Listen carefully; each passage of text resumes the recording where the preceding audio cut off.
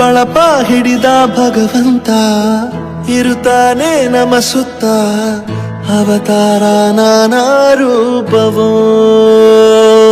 ನಮ್ಮೆಲ್ಲ ಹಣೆ ಬರಹ ತಿದ್ದಿ ಬರೆಯಲು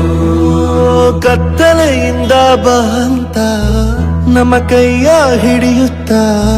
ಕರೆದೊಯ್ದ ಬೆಳಕು ತೋರಲು ದಯವಾಗಿ ಗದರೋದು ನಮ್ಮ ಬೆಳೆಸಲು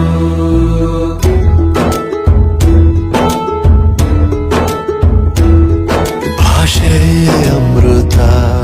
ಕುಡಿಸೋ ತಾಯಾಗಿ ಭಾಷೆ ಅಮೃತ ಕುಡಿಸೋ ತಾಯಾಗಿ ಭವಿಷ್ಯ ಬರೆವಂತ ತಂದೇನೋ ಆಗಿ ತಂದೇನೂ ಆಗಿ ಚಂದದ ಜೀವನ ನೀಡಿರೋ